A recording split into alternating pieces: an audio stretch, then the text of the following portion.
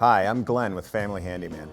You know, I love wooden lamps, but I couldn't find one at a retailer near me, not a single wooden lamp. So I dug around a little bit online and I saw some lamps like this and they were really expensive. And I figured out I can make one myself. So I came up with the design. Here's the result. I'm going to show you how to do it. The first step in building this lamp is building the lamp shade. And I do that first so that I can size the lamp legs to hold this 8-inch drum.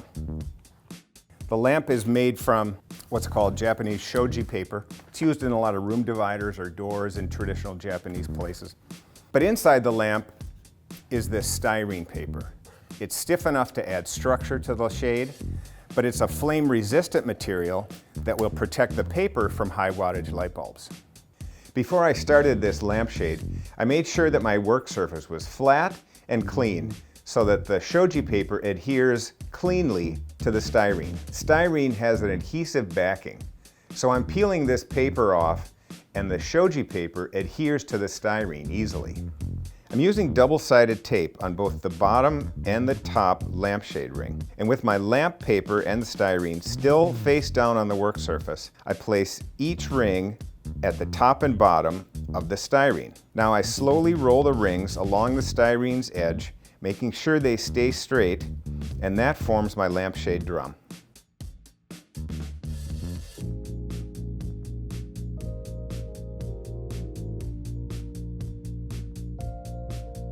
With my lampshade drum nearly complete, the final steps, I'm rolling and pinching the paper over the top and the bottom to hide that lampshade ring. And then there's one more cut edge and I glue that together to complete the lampshade drum. The inside edge of each leg has a gradual S-curve. I'm using this 5-foot metal straight edge to shape that curve. But the top 10 inches of the leg are straight for the lampshade to sit in, and the bottom 8 inches of the leg are straight so that when I join the legs together, I have a straight, flat surface. The outside edge of each leg has a very gradual curve. I found the midpoint of the height of this template, marked a line at a 1/2 inch in, and used that to shape my curve.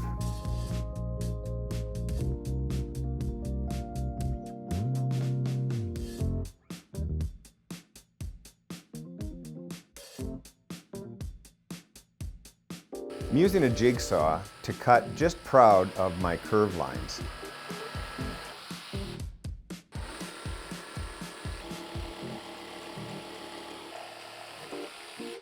And I'm sanding to those lines to finish the shape.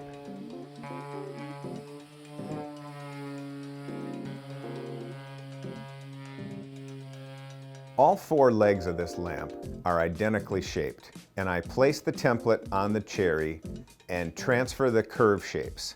But one leg is special because I need to hide the lamp cord inside it. To create that lamp cord channel, I measured 2 inches from the outside edge of this cherry, and I ripped that piece from top to bottom.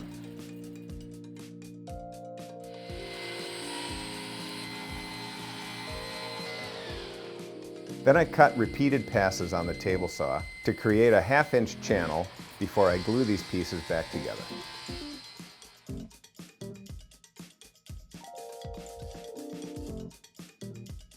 When the glue is dry, I use a jigsaw and I cut out the curves on this leg. I'm securing the template to the top of the cherry so I can take it to the router table and cut the final shape using a pattern bit.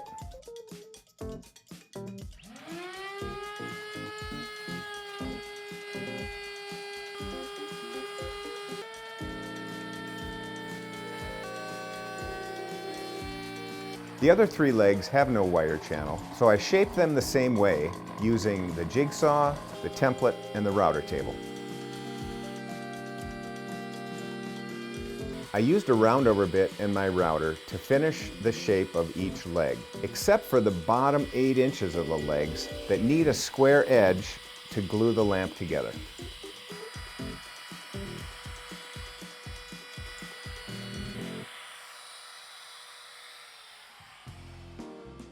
I measured down from the top of each leg to mark the position for the cherry circle. I'm marking the exact position for this cherry circle with a knife for accuracy, and I'm cutting the notch with a handsaw. I'm using a chisel to knock out the notch and clean up the inside edges. To make the cherry circle, I started with a 9-inch diameter piece of cherry, and then to create the inside edge, I used an extra lampshade ring to form a new circle. I'm cutting this inside circle with a jigsaw, and I'm finishing it on the belt sander to make sure it fits perfectly over the lampshade.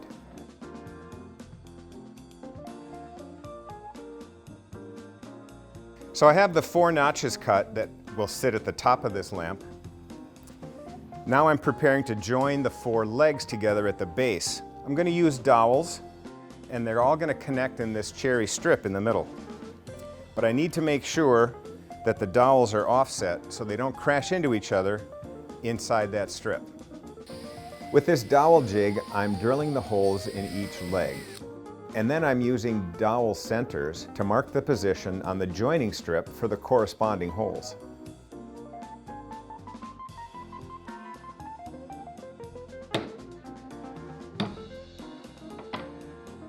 And then on the drill press, I'm drilling the holes in that joining strip for the dowels.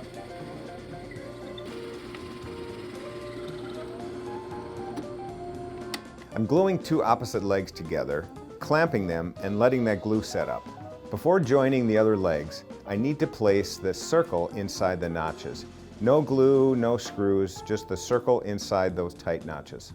I glued the 3rd leg in place, but before adding the 4th leg, I need to finish the holes for the wiring.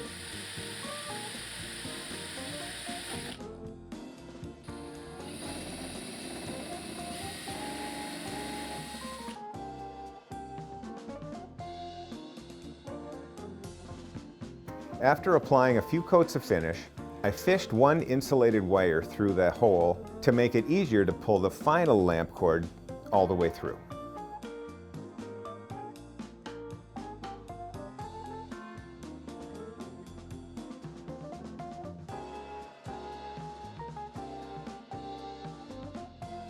You know, this has been a great woodworking project, made even more fun by designing your own lampshade, buying some special wire and learning how to hide it.